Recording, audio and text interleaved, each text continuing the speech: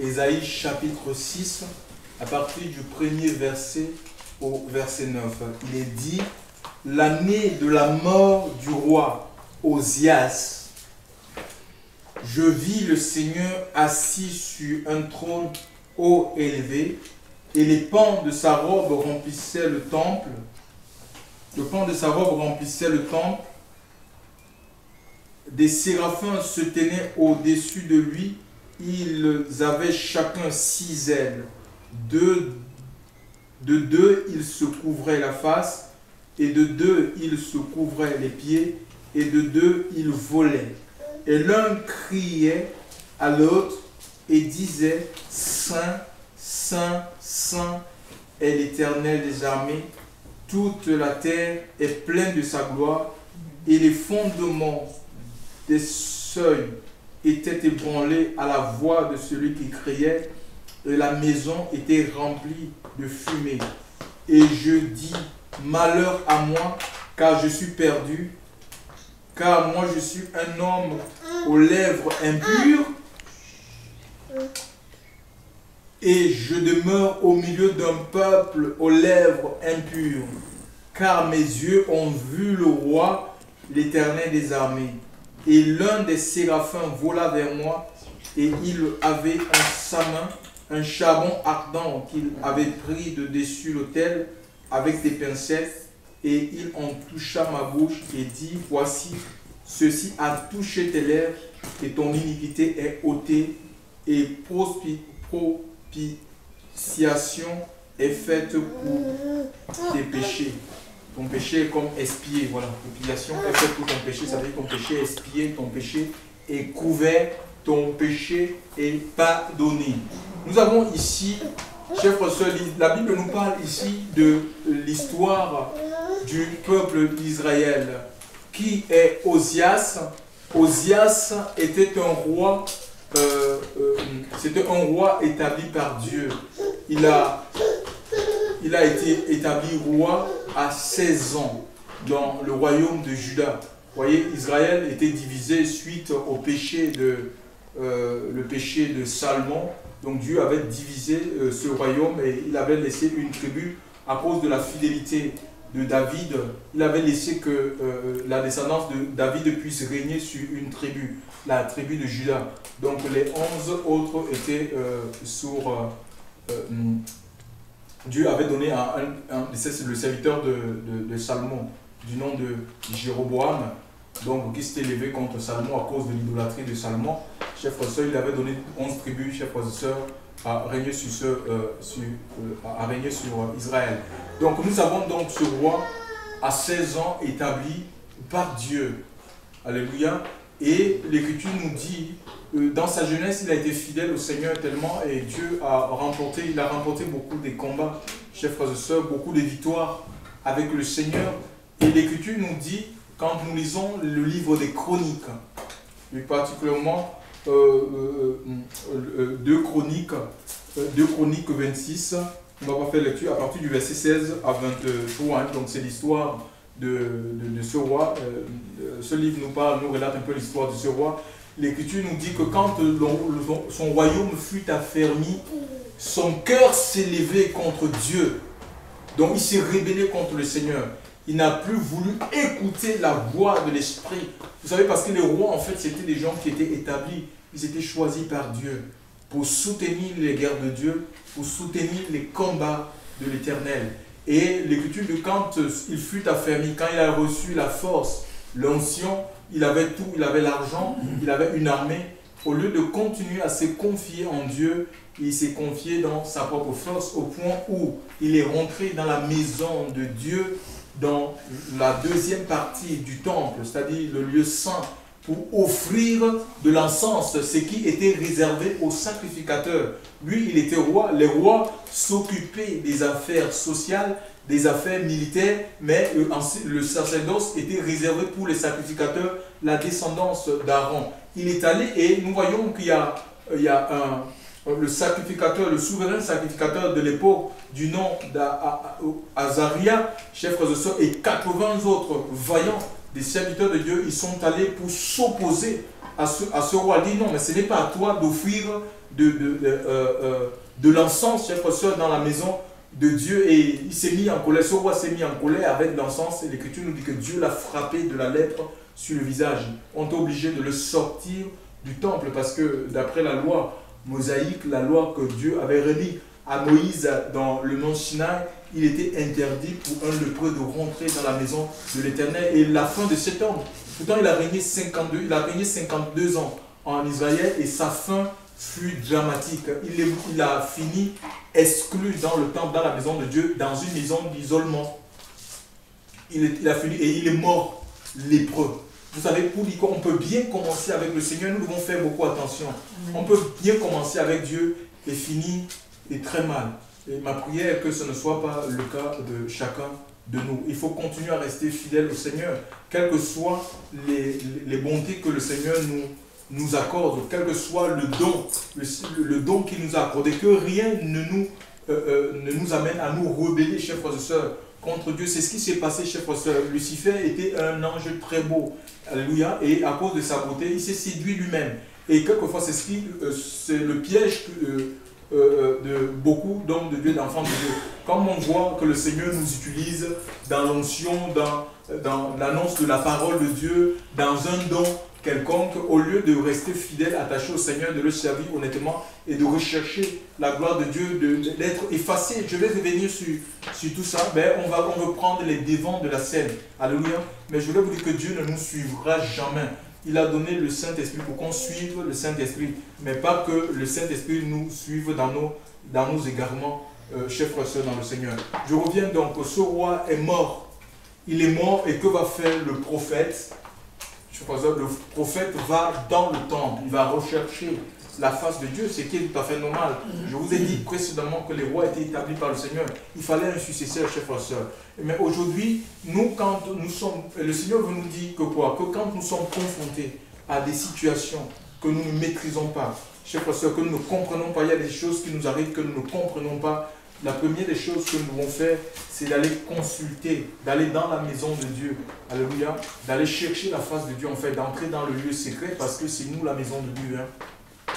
Dans l'époque, dans l'Ancienne Alliance, il y avait un temple, il y avait un endroit où les gens allaient chercher la face de Dieu, mais le Seigneur nous demande, dans la Nouvelle Alliance, il nous demande de rentrer dans le lieu secret, c'est-à-dire dans notre chambre, de fermer la porte, et de prier, et que notre Père qui est dans le secret, puisque Dieu est omniprésent, il nous entend, chers frères et sœurs. Donc nous devons chercher, au lieu de s'agiter, au lieu de s'affoler face à des situations, nous devons prier. Alléluia, nous devons consulter le Seigneur, voilà, pour que Dieu nous parle, qu'il se révèle à nous par rapport à la situation. Donc ce roi est allé chercher la face de Dieu parce qu'il avait besoin d'une réponse. Il fallait oindre un successeur. Et aujourd'hui, dans nos églises, on ne prend plus le temps, même pour établir les gens, on ne prend plus le temps de consulter le Seigneur. On ne devient pas un serviteur de Dieu, une servante du Seigneur. On ne donne pas le ministère à une personne parce que une personne connaît la Bible, parce que quelqu'un a fait la faculté de théologie. On donne une responsabilité à l'église, à une personne, parce que cette personne a été établie, chers frères et sœurs, par le Seigneur.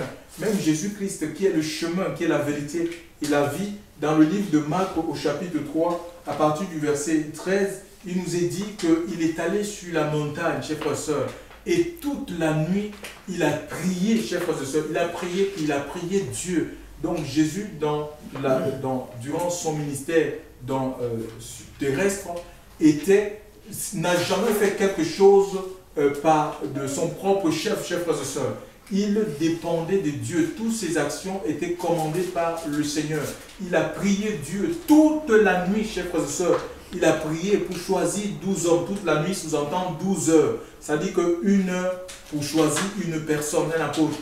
Pendant toute la nuit, il a prié pour choisir, chers frères et sœurs, les hommes qui devaient porter le témoignage, qui devaient perpétuer son ministère après lui, chers frères et sœurs. Mais comment nous aujourd'hui, on ne prend même pas la peine de prier le Seigneur, et puis on met les gens en place, des gens qui nous obéissent au doigt et à l'œil, et nous voyons que nous sommes face à des catastrophes, le Saint-Esprit n'agit pas. Non pas que le Saint-Esprit ne veut pas agir, non pas que Dieu n'a pas des personnes dans l'église, mais ces personnes sont là, puisqu'ils n'ont pas les têtes, les bonnes têtes, les têtes qui nous plaisent, ils sont mis complètement de côté, chers frères et sœurs.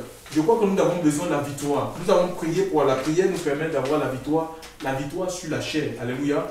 On ne peut pas mettre les sentiments dans les choses de Dieu. Et je crois que le Seigneur aussi avait été soumis à les mêmes tentations que nous avons aujourd'hui. Parce que la tentation serait celle de mettre des connaissances autour de nous. C'est ce qui se passe dans les gouvernements. Quand quelqu'un est établi président de la République, qu'est-ce qu'il va faire? Il va chercher ses amis d'enfance.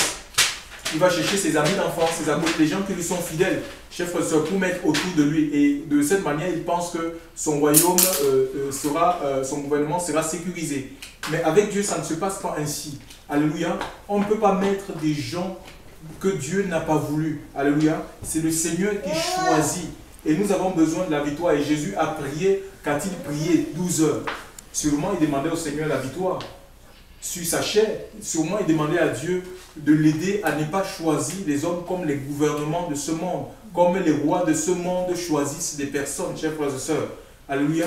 Et nous avons besoin du choix de Dieu. Et si l'Église se soumet au choix de Dieu, je vous assure, nous allons vivre, nous allons marcher dans les signes, nous allons marcher dans les miracles, nous allons marcher dans les prodiges.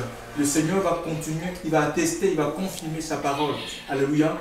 Parce que quand Dieu t'établit, chers frères et sœurs, quand Dieu t'appelle, il t'établit, il va t'équiper, il va te oindre de son onction, chers frères et sœurs, pour te rendre efficace, capable.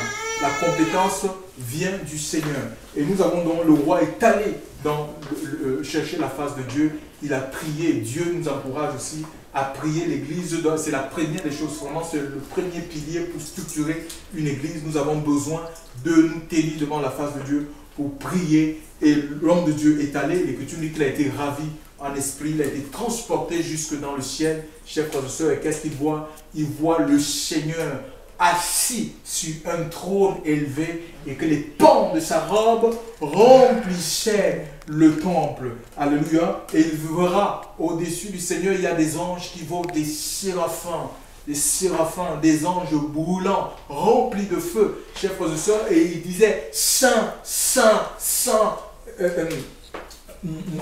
est l'Éternel des armées, car toute la terre est remplie de sa gloire. Saint, Saint, Saint est l'Éternel des armées, car toute la terre est remplie de sa gloire. Et le prophète va dire, il va dire, et les fondements du ciel de la maison, donc les fondements de la maison c'était, la maison a tremblé, chers frères et sœurs, sur sa base. Donc, et le prophète pensait que c'était la fin pour lui. Il dira, malheur à moi, car je suis un homme aux lèvres impures. Face à cette révélation, à cette vision, je suis un homme aux lèvres impures et j'habite au milieu d'un peuple dont les lèvres sont impures et mes yeux ont vu le roi. Alléluia. Mais que va faire? L'Écriture dit qu'il y a un ange qui va voler, qui va venir vers ce prophète, il va prendre sur l'autel, ce n'est pas l'autel des parfums, mais l'autel des sacrifices, là où on offrait les animaux. Il va prendre un charbon, chers frères et sœurs, ardent, brûlant, il va mettre sur les lèvres du prophète en disant, ceci a touché ta bouche, voici ceci a touché ta bouche, voici ceci a touché tes lèvres et ton iniquité est ôtée et ton péché a été expié, ton péché est couvert. Je voulais vous dire, cet homme allait pour un problème, alléluia, mais là il se retrouve que lui-même est un problème. C'est un prophète, c'est la bouche de Dieu, c'est l'envoyé de Dieu, mais l'Écriture dit qu'il va confesser quoi? Il confesse face à la sainteté de Dieu, il confesse l'impureté du Seigneur pour dire qu'on peut être appelé par le Seigneur, chers frères et sœurs, et dire des choses, des paroles qui ne sont pas à la gloire de Dieu. On peut utiliser notre bouche pour dire des choses qui ne sont pas à la gloire du Seigneur. Alléluia. Et la Bible va nous dire dans le livre, écoutez ce que le Seigneur dit dans le livre Éphésiens chapitre 4, Éphésiens chapitre 4, oui, à partir au verset 29, Éphésiens 4, verset 29, il est dit ceci. Aucune parole mauvaise ne doit sortir de votre bouche. Aucune parole mauvaise ne doit sortir de votre bouche. Dites seulement des paroles utiles qui aident les autres selon leurs besoins et qui font du bien à ceux qui vous entendent. Alléluia. Aucune parole, donc de nos bouches doivent sortir des paroles de paix, chers frères et sœurs, de réconciliation, d'exhortation, d'encouragement les uns aux autres. Alléluia. Nous sommes appelés à bénir.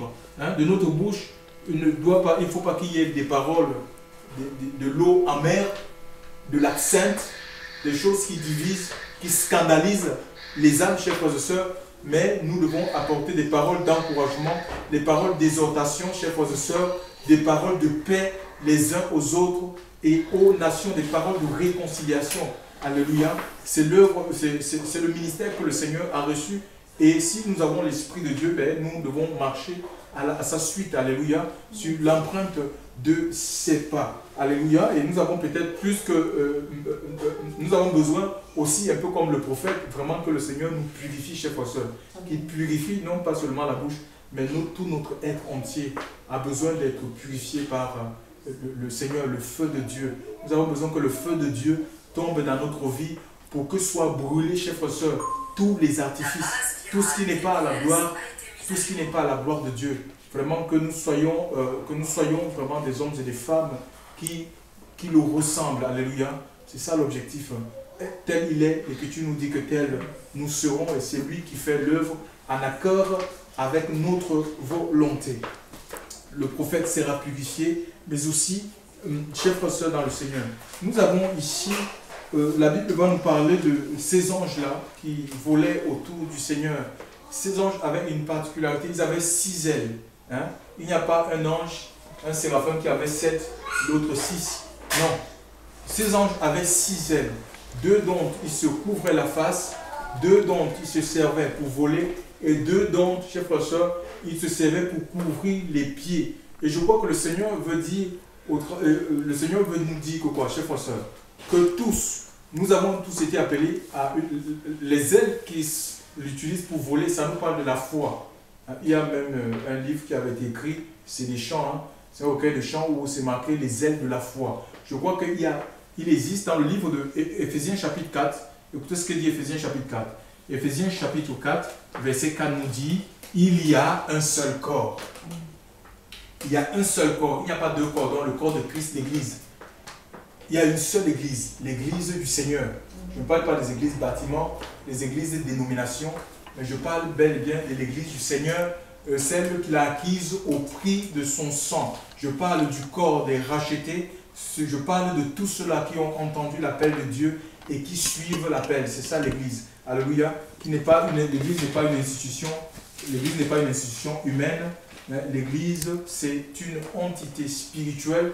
Alléluia. Donc c'est le corps de Christ, c'est l'ensemble des rachetés, ceux qui ont lavé leur vie, leur robe et les ont blanchis dans le sang de Christ. Ils sont nés de son esprit et ils suivent le Saint-Esprit. Alléluia. Ils suivent le Saint-Esprit.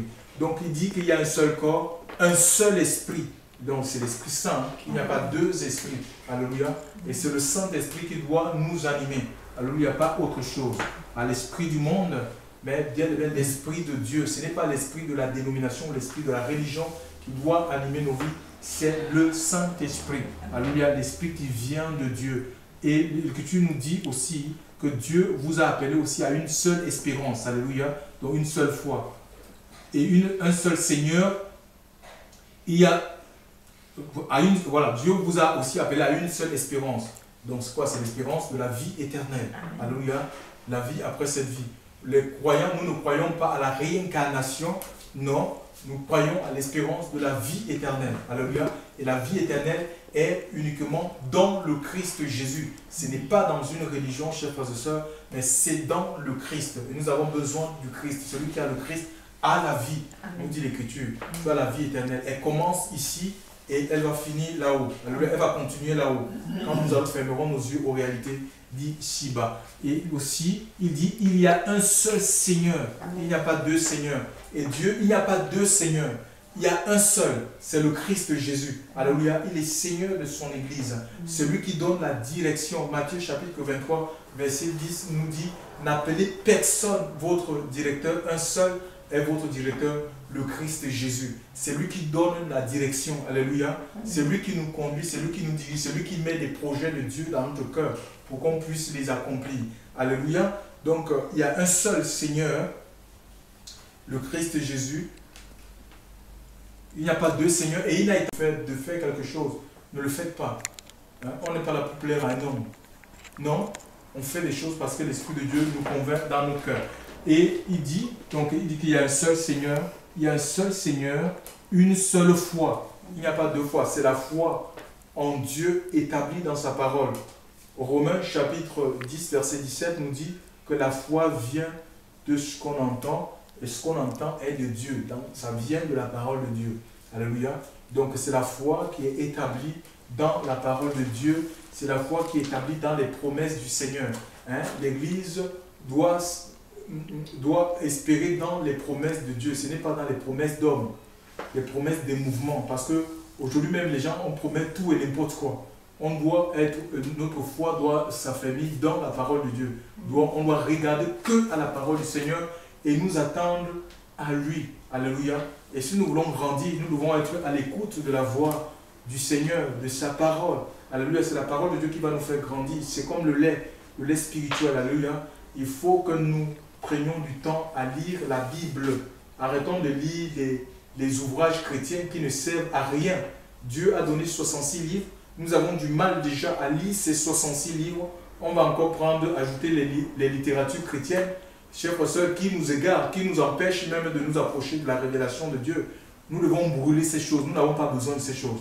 Parce que ces choses sont écrites, ils les tirent de la parole de Dieu. Alléluia. Donc tout est dans la parole de Dieu. Alléluia. Pour notre croissance, pour notre édification, pour notre affermissement, chers frères et sœurs, pour notre fortification, nous avons besoin tout simplement de lire la Bible et le Seigneur va nous enseigner. Il va nous éclairer. Alléluia. Gloire à Dieu.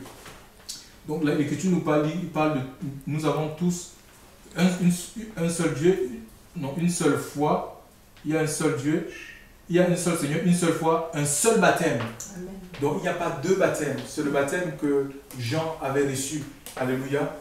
Son baptême venait de Dieu. Et Jésus a parcouru des milliers de kilomètres pour aller jusqu'à Jean au bord du Jourdain. Et Jean va même le résister, chers frères et sœurs. Nous sommes dans Matthieu chapitre 3, en disant, c'est moi qui ai besoin d'être baptisé, et toi tu viens à moi. Jean lui dira, laisse que nous accomplissions toute justice. Et Jésus est passé par les eaux de baptême parce qu'il connaît un peu les hommes. Il a fallu cela. Il y a des gens qui vont dire, mais imaginez un peu que si Jésus n'acceptait pas le baptême des gens, aujourd'hui on aurait les mêmes problèmes. On dit que mais moi je me baptise parce que Jésus lui-même s'est baptisé. Il s'est baptisé comme étant le chemin, l'exemple à suivre. Et il est le chemin, il est la vérité. S'il est passé par Jean le Baptiste, nous aussi nous passons par ce chemin. Alléluia. On a besoin de connaître ce baptême et c'est l'Esprit de Dieu qui doit nous convaincre dans notre cœur. On ne peut pas se baptiser seul. La Bible reconnaît un seul baptême, c'est le baptême par immersion. Alléluia. Et on ne baptise pas les enfants. Un enfant ne peut pas croire. La Bible dit dans le livre de Marc chapitre c'est Marc 16 ou Marc 15. Marc 16, à partir du verset 16, oui. Marc 16, 16, il est dit, celui qui croira et qui sera baptisé sera sauvé. Celui qui croira. Donc il faut croire. C'est Dieu qui nous donne la possibilité de croire. Ce n'est pas une croyance intellectuelle, c'est celle du cœur. L'Esprit de Dieu nous touche, nous convainc de la véracité de la parole de Dieu. Et voilà, et il y a une transformation qui s'opère en nous. Et nous sommes désireux nous-mêmes d'accomplir cet acte parce que nous on a été convaincus par le Saint-Esprit. Alléluia. Gloire à Dieu. Donc aujourd'hui, on ne peut pas se baptiser. Et la Bible, le baptême, ça veut dire immerger, tremper, baptiso, immerger, tremper dans un liquide. Donc la Bible ne reconnaît pas le baptême par aspersion, ni le baptême par versement. Et aussi, on ne se baptise pas seul. On ne va pas dans un... Non, on a besoin que quelqu'un nous baptise, quelqu'un qui est né de Dieu. Donc il n'a pas besoin d'aller vers quelqu'un qui a un gros titre, apôtre, prophète, évangéliste. Nous voyons dans la Bible même des gens qui étaient des évangélistes, des diacres, qui ont baptisé, des frères qui ont baptisé, qui ont eu à imposer les mains à des gens qui étaient appelés à des grands ministères comme l'apôtre Paul. Nous voyons Ananias qui a baptisé, c'était un frère qui a baptisé dans Actes chapitre 9, qui a baptisé l'apôtre Paul. Alléluia, gloire à Dieu. Donc laissons-nous tout simplement conduire par le Seigneur. Il aussi dit, une seule foi, un seul baptême. Il y a un seul Dieu et Père de tous. Donc il n'y a pas deux dieux. Il y a un seul, le créateur de l'univers, chers frères et sœurs, celui qui s'est manifesté dans la personne de Jésus. Alléluia. Celui que nous croyons, celui que nous adorons. Donc, ces anges, je reviens sur le prophète Ésaïe, ils avaient 6 ailes. Hein. 2, donc, ils utilisaient pour voler, ça nous parle de la foi, chers frères et sœurs. Et 2, donc, ils se couvraient la face. Pourquoi ont-ils besoin de se couvrir la face? Vous savez, l'Écriture nous dit que tellement le Seigneur est saint et que sans la sanctification, il nous sera impossible de le rencontrer. Donc ça veut dire que les anges à côté du Seigneur, ce sont des anges, ils sont glorieux. Alléluia. Vraiment, ils sont glorieux. C'est des êtres très beaux et saints. Pourquoi ils se couvrent la face? Parce que imaginez un peu, nous avons le prophète Ésaïe qui est en train de contempler. Le Seigneur est là. Et puis il y a les anges, l'Écriture dit qu'ils étaient autour du Seigneur. Hein, ces anges, ils volaient. Mais le regard, Ésaïe sera un peu... Hein, il va jeter les regards un peu à gauche, à droite, au lieu d'être fixé sur le Seigneur. Raison pour laquelle ils ont besoin, ces anges-là, de se couvrir le visage pour que seul le visage de Christ, pour que le prophète, son visage soit fixé uniquement sur le Christ Jésus. Et je crois, les anges, c'est quoi? C'est des messagers, chers frères et sœurs. C'est ce que nous sommes. On est des messagers de la parole de Dieu. Et Dieu nous appelle, chers frères et sœurs, à nous voiler le visage. Ce n'est pas nous qui devons être vus. On ne se met pas en avant, chers frères et sœurs, sinon on va empêcher l'action de Dieu de se faire dans les cœurs. Alléluia. Nous avons besoin de nous voiler le visage, de nous dire, il faut que je diminue, diront l'évangéliste Jean, pour qu'il croisse. Alléluia. Nous avons besoin de diminuer dans notre personnalité, dans ce que nous sommes, dans ce que nous voulons être, pour que lui soit vu en nous, parce que c'est lui la source du salut. Alléluia. Et Jean-Baptiste va dire dans Jean chapitre 1 verset 29, c'est lui l'agneau de Dieu qui ôte le péché du monde. Amen. On n'est pas là pour se glorifier, pour se mettre en avant. Alléluia. Nous ne sommes que des instruments par quoi le Seigneur accomplit sa volonté. Alléluia. Dieu peut se servir de nous tout comme il peut se passer de nous. Alléluia. Donc pour faire son œuvre, il peut utiliser les animaux pour parler aux gens, même César. Hein. Le Seigneur est tout puissant et dans la Bible il a utilisé les animaux. Il a repris la démence d'un prophète, Balaam.